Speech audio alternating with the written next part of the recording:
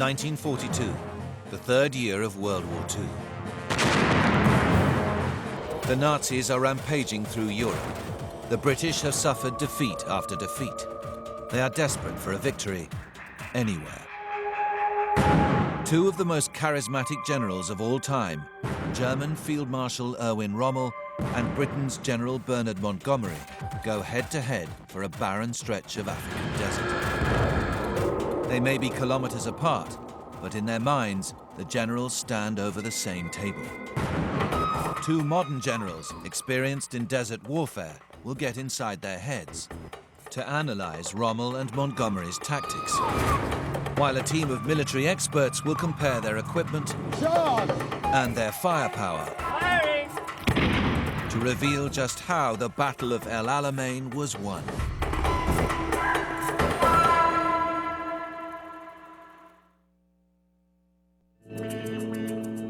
In February 1941, Hitler sends General Erwin Rommel to North Africa to lead the fight against the British. The Libyan desert is a relative backwater for the maverick general with a reputation for both brilliance and insubordination. Rommel is a rule breaker and a risk taker. Risks are there to be taken. Opportunities are there to be spotted. If something's a threat, it's also an opportunity. Lieutenant General Sir John Kisley is a top-ranking British general who has himself commanded tanks in desert warfare. He is fascinated by Rommel. He is a very charismatic leader. He leads from the front. He will not obey orders if he doesn't agree with them, although there are exceptions. And sometimes Rommel changes his plan very quickly. Rommel's job is to revitalize the Italian army who have been fighting the British in Egypt and Libya. The German allies have been all but annihilated. Hitler gives Rommel a handful of men and tanks to defend the tatters of Mussolini's army. But the impulsive Rommel ignores his orders and immediately goes on the attack. Within 2 days of arriving in North Africa, Rommel has sent his force forward. They are in contact with the enemy 280 miles to the east, and Rommel is there in a light aircraft flying above them. Rommel realizes that the most important thing in war is seizing and retaining the initiative. Rommel's style is a style of blitzkrieg. It's a style of offense, of surprise, and always trying to seek a maneuver to find the enemy's weaker spots before surrounding and killing him. Most successful generals have a degree of intuition and instinct. Rommel has it in spades. Rommel's lightning-fast blitzkrieg catches the British off guard, and his ragtag army kicks them out of Libya.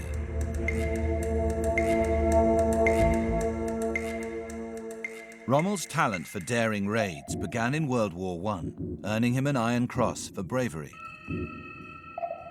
He went on to head Hitler's personal bodyguard, gaining the Führer's trust. Apart from the military, Rommel's only love is his young son and his wife, Lucy. He writes to her almost every day that he can. And these letters show Rommel as being, above all, somebody for whom his wife is the most important person in the world. And he shares with his wife his most intimate observations of the battle and the campaign. April the 3rd, 1941. Dearest Lou, we've been attacking since the 31st with dazzling success. I took the risk against all orders and instructions because the opportunity seemed favorable. The British are falling over each other to get away. Our casualties small, booty can't yet be estimated. You will understand that I can't sleep for happiness. The booty for Rommel lies in the east. He wants to force his way through Egypt, cross the Suez Canal, and grab control of the oil fields beyond. In the air, the British have the edge, so Rommel needs to beat them on the ground. He finds inspiration in a gun designed to shoot down aircraft, as former tank commander Crispin Swain reveals. This is the 88mm flat gun. It's an anti-aircraft gun because of its high rate of fire and its high muzzle velocity. Rommel realized by lowering the trajectory on this gun, he could take out targets on the ground with incredible accuracy at over 2,000 meters. So you could shoot not just aircraft, but also tanks. So now the Germans had a tank killer that could fire faster, more accurately, and further than anything they'd had before. Now, what did the British have to match it?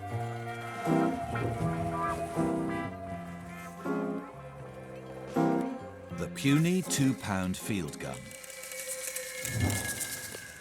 Sidney Alford designs explosives for the military. We asked him to compare the firepower of the German and British guns. First up, the British 2-pounder. Here's a plastic bag containing 100 grams of gunpowder. This represents the punch of a shell fired from the small British gun. Firing! 5, 4, 3, 2, 1. Not spectacular, I would say. It lifted it up, but it didn't bother to leave the ground. Now for the 88 gun, which fires a heavier shell at a far higher velocity. Right. What I have here is a plastic bag containing 1.7 kilos of gunpowder with an igniter in it. That is exactly 17 times as much as the previous bag. This represents, of course, the larger German gun.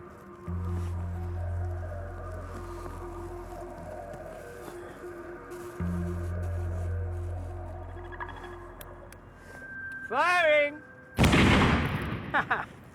20 feet. I like that. A hell of a lot more oomph in this one. Wherever the 88 appears, it dominates the battlefield, the undisputed queen of the desert. Using these powerful guns, Rommel improvises new tactics to fight the British.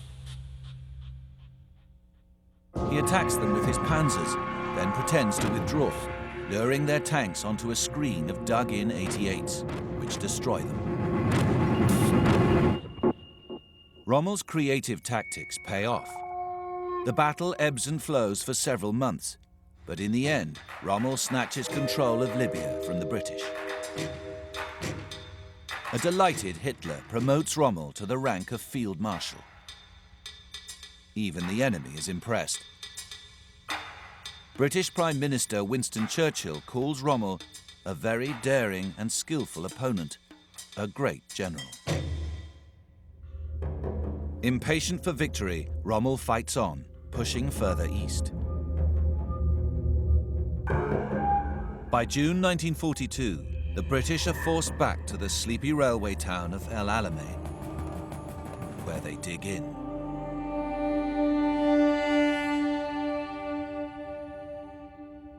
Stunned by the speed of Rommel's advances, Winston Churchill flies out to the desert himself. He decides the British 8th Army needs a new man in charge. In 18 months in Africa, Rommel has got through 3 British commanders and raced 1,200 kilometers across the desert. Now he is about to meet his match. An opponent primed for a showdown.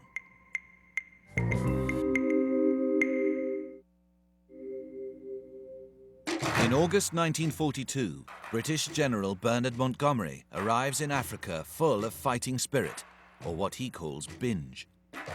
He will need it. His task, to see off the wily Field Marshal Erwin Rommel, nicknamed the Desert Fox. Montgomery physically was a little man.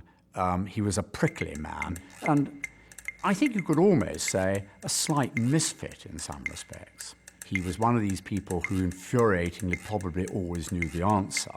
And he was the sort of person, if you got him into an argument, he would be like a terrier.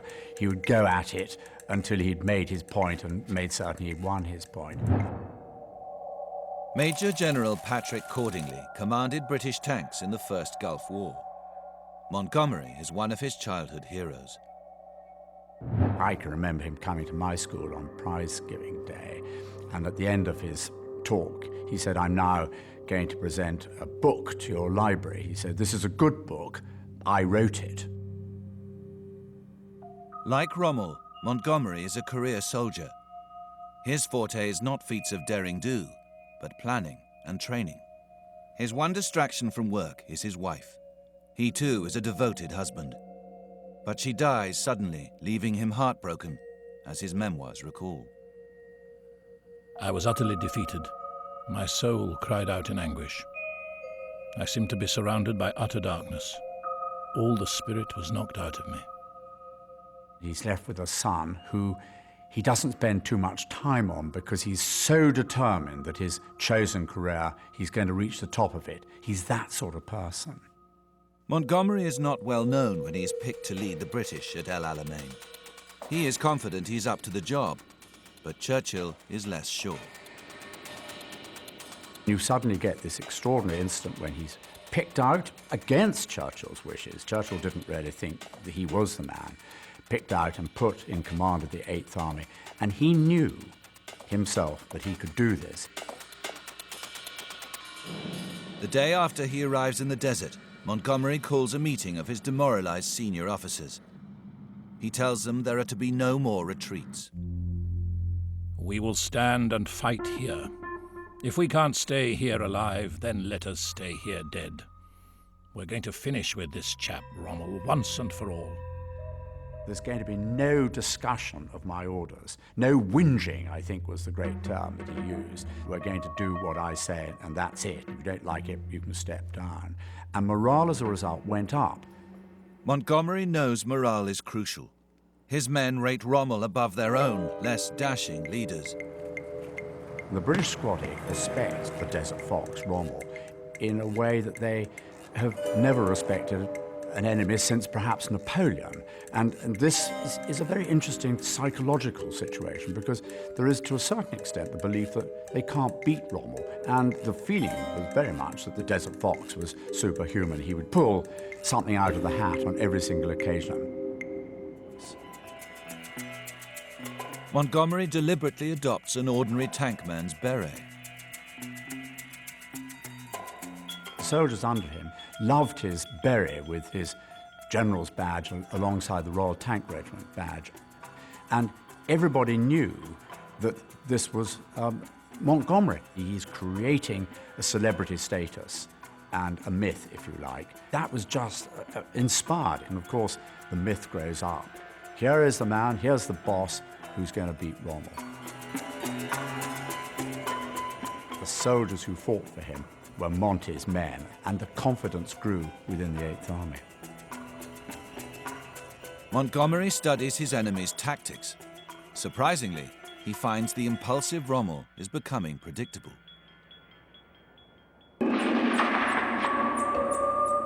Rommel has a number of options facing him. The first is to remain on the defensive until he can build up his supplies in order to attack the Alamein position. And the second is to have a crack and try and break through. And typical Rommel, he chooses the latter. And this is the Battle of Alam Halfa.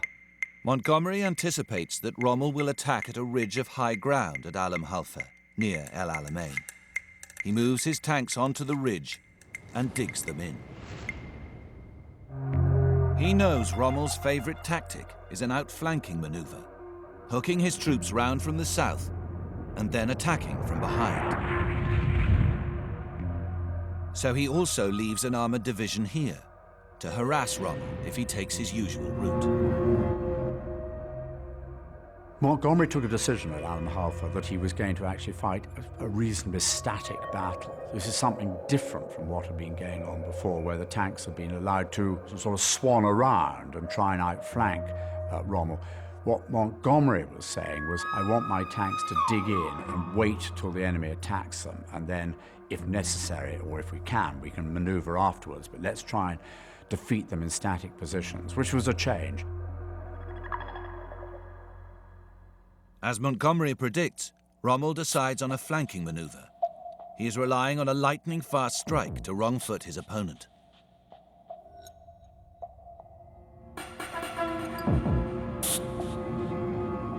Rommel's attack starts badly. His panzers are hit from the air and by Montgomery's tanks.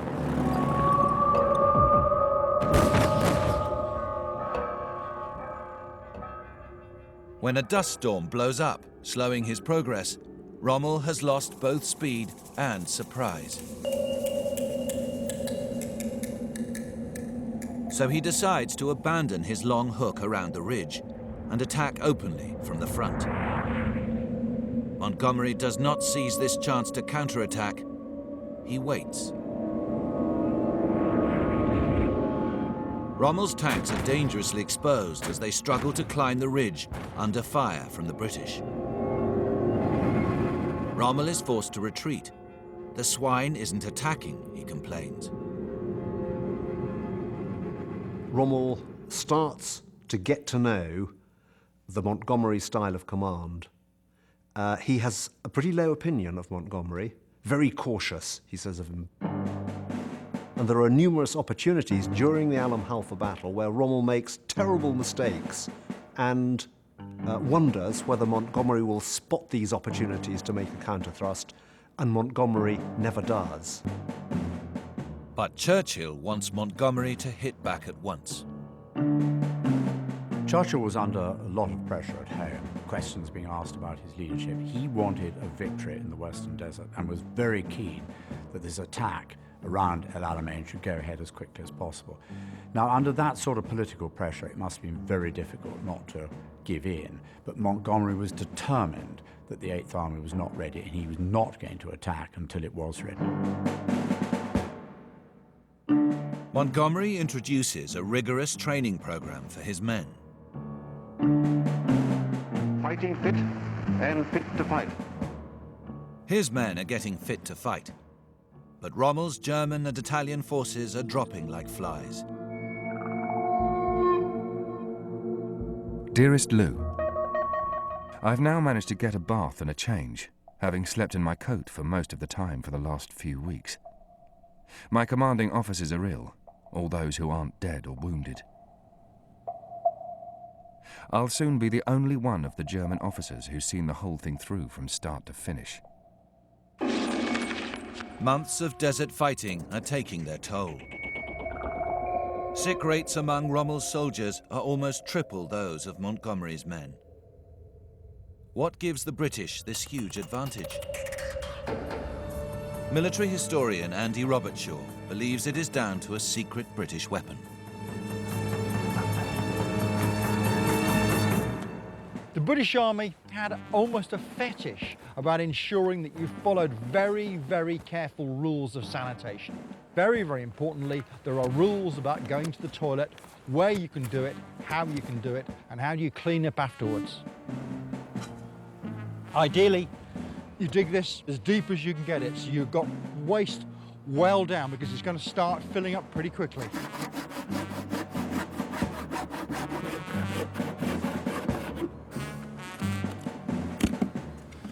We now have one ready-to-use portable toilet. Neatly done, almost ready for use. Tack that on, the flies can't get in. And when you want to use it, you flap it back out of the way. Rommel's soldiers, the Afrika Korps, rely on speed and fast maneuver. They have little time for the niceties of building latrines.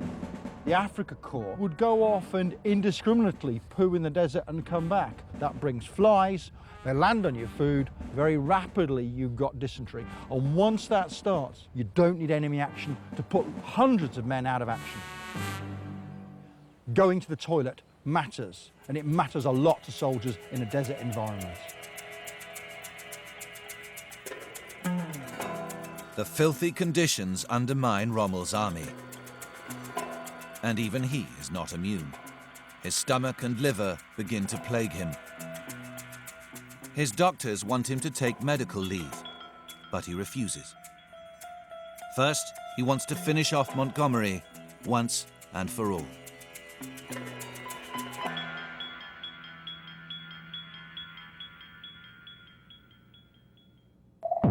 But even as Rommel ponders his next move, Montgomery is limbering up to finally make an attack of his own.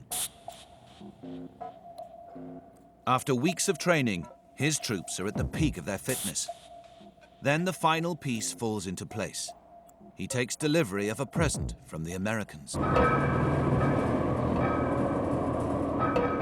This is the Sherman tank, probably the most famous tank of World War II.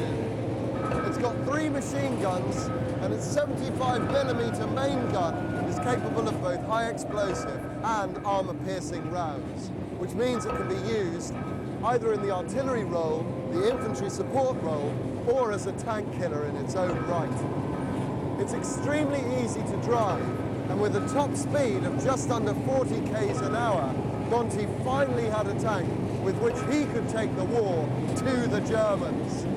Charge! With the arrival of 300 new Shermans and reinforcements, Montgomery now has 1,000 tanks to Rommel's 500, and 200,000 men, double Rommel's army. But keeping a huge force fed and watered in a barren desert is a challenge. Montgomery has the great advantage of fighting close to the port that supplies him. Rommel's biggest difficulty is keeping his men equipped with food, fuel, and ammunition. The further he gets into Egypt, the further he moves away from the Libyan ports he controls. He is desperately overstretched.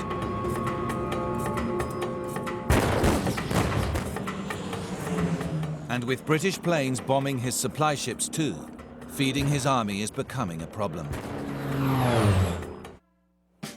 An army marches on its stomach, but with food in increasingly short supply, Rommel's German and Italian troops are eating a diet with little variety.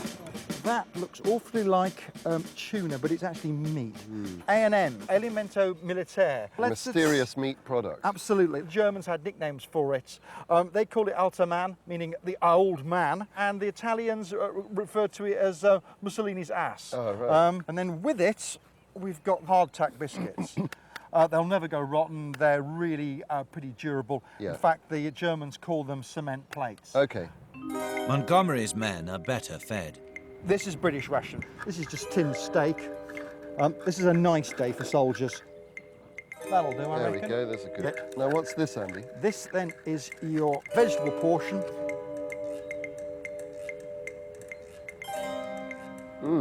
The meat's really good, full of protein. Yeah. Give you bags of energy. And then the vegetables, you've got, what, beans, peas, carrots, Yeah. potato.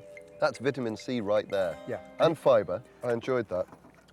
Go on, Okay, then. when it comes to the German-Italian food, it's the kind of stuff that you might eat for emergency rations. It already looks old. I mean, you're getting some protein, but you're not getting vegetables, which you need. Yeah. Looks-wise, it's definitely come second. Right. Taste-wise, it's... Well, it's essentially come fifth. Eating it? I think you've just dented the steel. You'd have to be so bored to eat that and so hungry. Just the guys themselves, it's going to affect their morale. They're just not going to want to do the sort of work that you really require them to do. Yeah.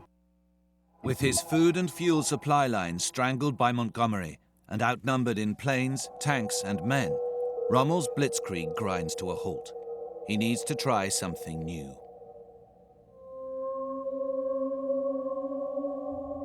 With the odds now against him, Rommel changes tack. He abandons the blitzkrieg attacks he has perfected and digs in for defense. He's going to wait for Montgomery to come to him. Some people think that Rommel is just somebody who's good in a war of maneuver, a one-trick pony, but he proves in making his defensive position at El Alamein that he is a master of static warfare, defensive warfare as well. Rommel's defenses contain two formidable minefields, 61 kilometers long and a kilometer apart. He calls them the Devil's Gardens. His soldiers lay more mines between the main minefields to create passageways. Men and tanks which break through the first minefield will be channeled along these routes to the next minefield. And waiting behind this, with their muzzles trained on the passageways, lie Rommel's tanks and 88mm guns. Minefields, of course, in armoured warfare are not meant as a complete barrier. You know that your enemy will eventually penetrate the minefield, but it'll do two things. Firstly, it will cause your enemy to channel themselves through a gap, and you can cover that gap with fire and kill the enemy who come through it. And secondly, it'll cause delay, and you can use that delay to your advantage by regrouping your forces to where the enemy appears to be penetrating. So these are absolutely critical to Rommel's plan. Keen to counter Rommel's move, Montgomery sets up a mine-clearing school to train his men to find and defuse the German mines. Prodding for mines with bayonets under enemy gunfire is painfully slow, and a sapper faces a hidden danger. He may not weigh enough to trigger an anti-tank mine, but he knows he isn't safe because Rommel has booby-trapped his minefields with lethal anti-personnel mines.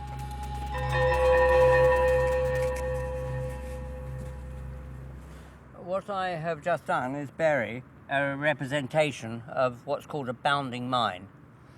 This is an anti-personnel mine, and it is initiated by somebody, a soldier, stepping on it. Here is one that I haven't buried, and you can see it consists of two containers. A small charge of gunpowder has exploded within a short time of anyone treading on this and compressing it. This mine, this is the bit that does the damage, is blown up to about waist high. This contains high explosive and typically 1 centimeter steel balls. These kill the soldier, and they will kill soldiers up to about 50 meters radius, and they make your eyes water for further out than that. Sidney fixes his tin of ball bearings and gunpowder at the height a bounding mine would explode to test its effect. Firing! 4, 3, 2, 1. The force of the explosion sends the steel balls through our soldier and into the rock beyond, showing the spread of the killing zone.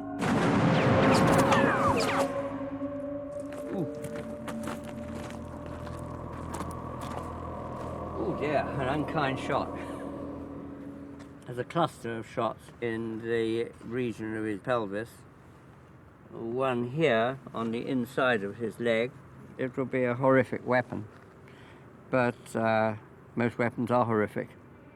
His minefields laid, Rommel is ready for round 2 of his duel with Montgomery. But now his decision to ignore his doctor's advice catches up with him. Rommel, by this stage, is a very sick man. He's suffering from low blood pressure and has fainting fits. He's suffering from dysentery and stomach problems.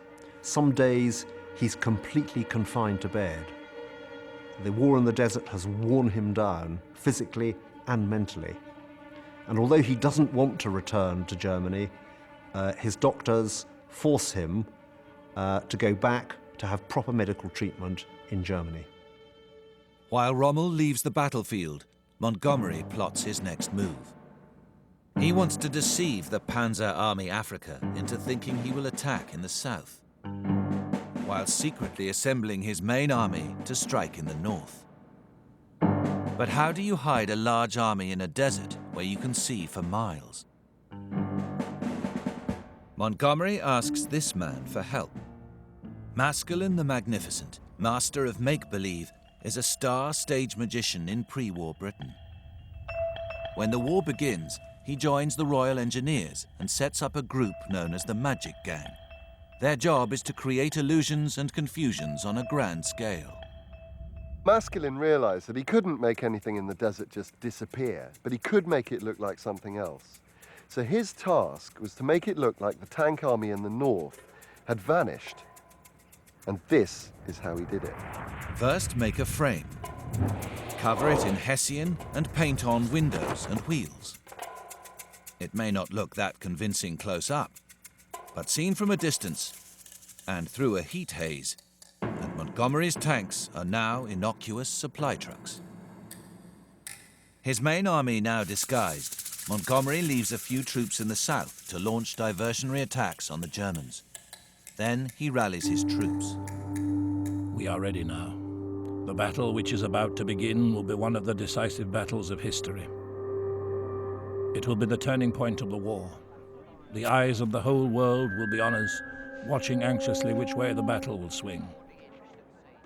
We can give them their answer at once. It will swing our way.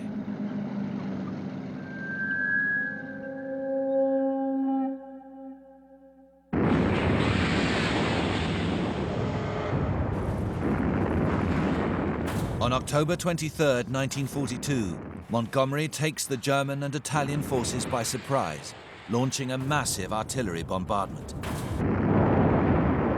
The noise is so loud, the ears of the gunners are said to have bled. You get 1,200 British guns bombarding the Italian and the German positions. At the same time, we're told that Montgomery goes to bed and sleeps, or so he claims. Now, I can assure you that with a barrage of that intensity, it is almost impossible to go to sleep. But nevertheless, that's the myth Montgomery puts out. And it's studied, isn't it? Because what he is saying is, I'm relaxed, I'm ready, I'm rested, and I can take control of this battle. Montgomery's plan is ambitious. He wants to break through Rommel's minefields in a single night. Mine-clearing engineers will lead the way, creating two narrow paths, just 7 meters wide, for the tanks to follow. It is called Operation Lightfoot because the men will have to walk lightly, not to trigger Rommel's bounding mines. Once they break through, Montgomery's men will attack Rommel's infantry and provoke a showdown with the Panzer Division. Montgomery was using tactics really from the First World War at this stage. Huge artillery barrage, and then some feints in the south to try and persuade Rommel that he might be breaking through in the south at the same time as the major push and breakthrough was going to take place towards the north. And what he was hoping to do by causing Rommel confusion with the barrage and the feints was to persuade Rommel to not reinforce any particular area, so he had the opportunity of breaking through in his chosen place in 24 hours. Nearly 5,000 men of the Highland battalions lead the infantry advance across the minefields. Each company is played into battle by a piper, among them 19-year-old Duncan McIntyre. The men have orders not to stop for the dead and wounded. Duncan is among those to fall. His body is later recovered with his fingers still on the chanter of his pipes.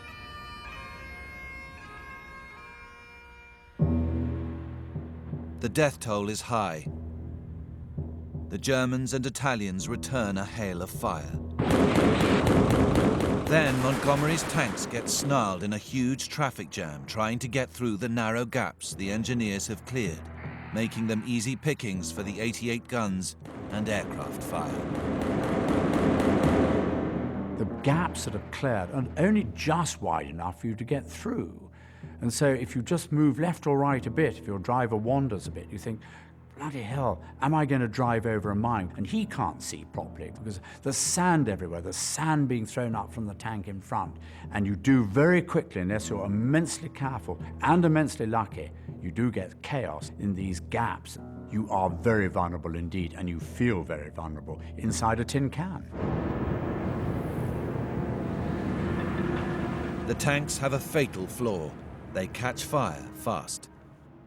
The Sherman tank is rather grimly called the Tommy Cooker by the Germans, and also the Ronson, even by the Allied crews, because it went up first time, for a variety of reasons. It was a petrol engine, so there was a lot of fumes around.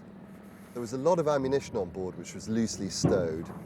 What we're going to try and demonstrate is how quickly it'll take to get out of one of these tanks. We've got a local rugby team in who's going to help us. Hi, guys. Come on up. Right, first in is our co-driver. Now, if a crew was hit by a round, They'd have to get out, well, as quickly as possible. That's our gunners just gone in, and now here's our tank commander.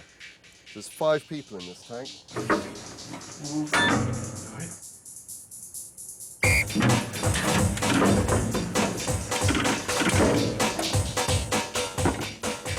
Five seconds, the commander makes it out.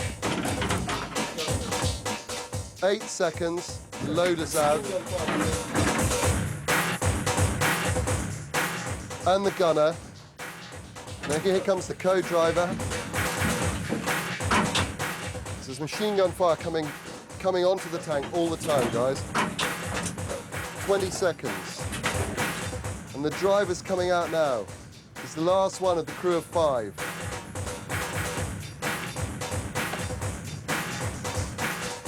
That came to 38 seconds, okay? Now, if a tank was brewing up like that, you'd probably got 15 seconds to get out. That means you and you wouldn't have made it out. That's the kind of grim reality that these guys would have faced day after day. With his tanks stuck in Rommel's minefields, Montgomery has a crisis on his hands.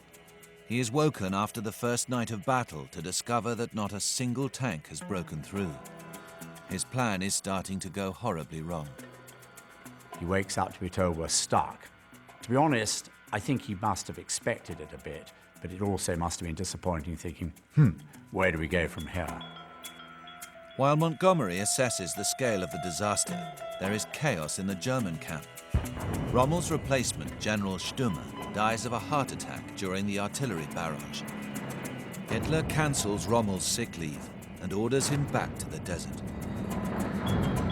Rommel returns, and he sends out a signal down to the lowest levels of his army, "I am back," signed Rommel. And this, of course, has an electrifying effect on morale throughout Panzergruppe Africa. After a second night of trying to break through, Montgomery's plan is a shambles.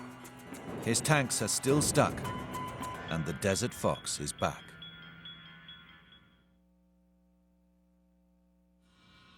Things are looking up for the Germans, but on the other side of the table, Montgomery's battle plan is in tatters. With events out of his control, he is forced to improvise. But he is not deterred. He wants to grind Rommel down in a battle of attrition. He has more men and tanks to throw at it. And he has another advantage in a drawn-out dogfight.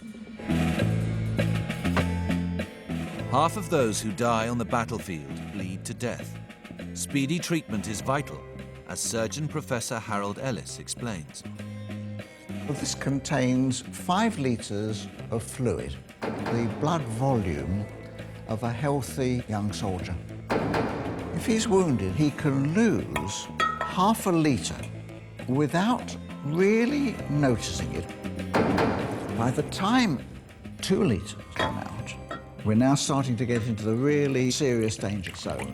Unless something's done quickly, he's going to bleed to death. Most battlefield casualties die within 30 minutes, but the German blood transfusion system is slow and cumbersome. The operator would put a needle into the donor's vein, connect this via a syringe into a needle into the recipient's vein, and then the operator would suck blood out of the donor, turn the tap round, squeeze it into the recipient, turn the tap round. Very time-consuming, and of course it required donors pulling chaps out of the line instead of shooting the British. The British have a different approach. They don't need live donors because they drive bottles of blood up to the front line. You could put the needle into the recipient, hold up the bottle or hang it onto a tree or whatever, and let the blood run through. See, in fact, you could have a row of patients, 20, 30 people, all with their drips running, with perhaps 1 or 2 men looking after them. With medical backup and numbers on his side, Montgomery is confident he can wear down the enemy. But his tanks are still stuck in Rommel's minefields.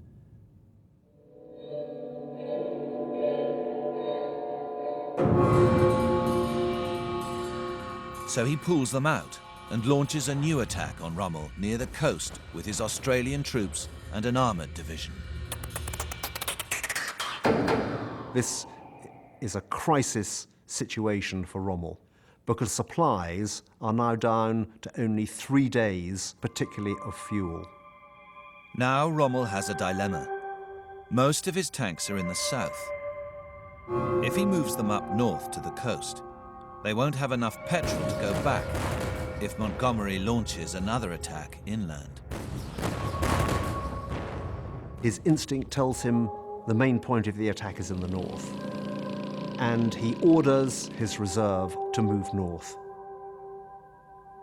Undoubtedly, this is a brave decision. Montgomery's Australian troops fight like dogs near the coast under repeated attack from Rommel's men.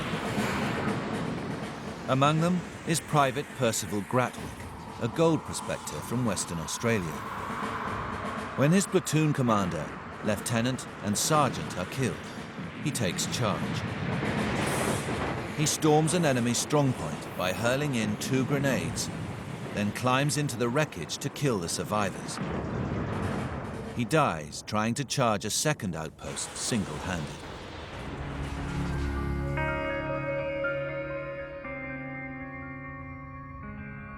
He is awarded a posthumous Victoria Cross.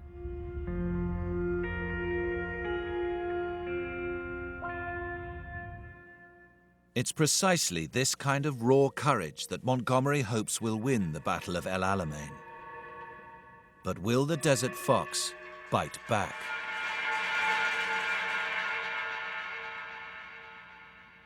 Montgomery is confident that his plan is now back on track and that his battle of attrition is grinding Rommel down. In this slogging match, all Rommel's skill at maneuver and outflanking count for nothing. It's size that matters, and Montgomery's army outnumbers Rommel's 2-1. Rommel is worried. Dearest Lou, I haven't much hope left.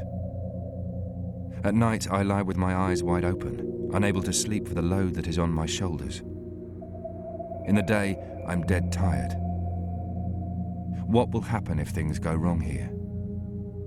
That is the thought that torments me day and night. I can see no way out if that happens.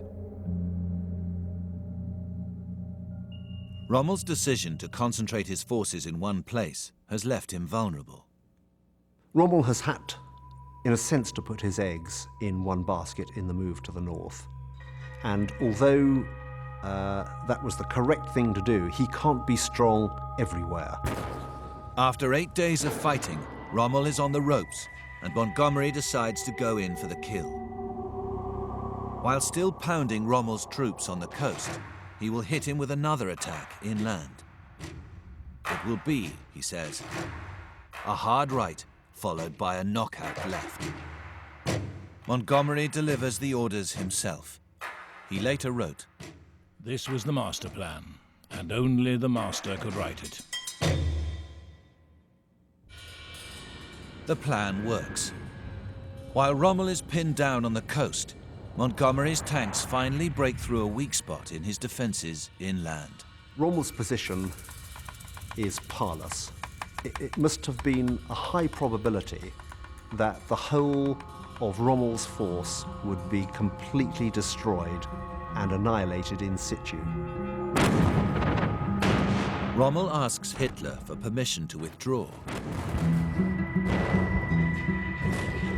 An order comes personally from Hitler, which orders him to remain exactly where he is and give up not a metre of ground. And up to this moment, Rommel has believed in Hitler as something of a military genius. When Rommel receives this order, he goes berserk with his staff, ranting and raving about how the Führer's advisors must be mad, the Führer must be mad, this order is completely crazy. Rommel fights on for one last day, then orders a retreat in defiance of Hitler. the battle is over. Rommel has just 12 tanks left out of 500. 30,000 of his soldiers, a third of his army, are captured by Montgomery.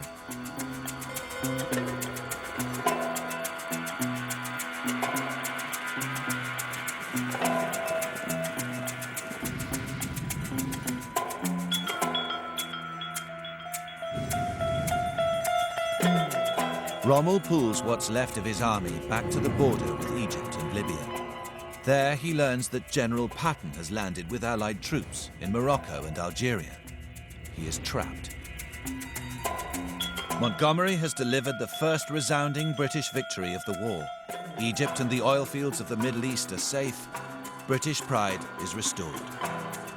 A jubilant Churchill orders church bells to be rung throughout Britain for the first time since the war began 3 years earlier. Churchill, of course, was just over the moon about the whole business and the breaking out of celebrations in this country. Let's ring the church bells. It just was such a moment of exuberance, if you like. We can do this, and Churchill had been saying all along we can beat the Boche. And now here we have, and we're not going to stop now until we've completely defeated him. What a moment in history. Montgomery was knighted after El-Alamein. He later became the Deputy Supreme Commander of NATO forces in Europe. He lived to be 88.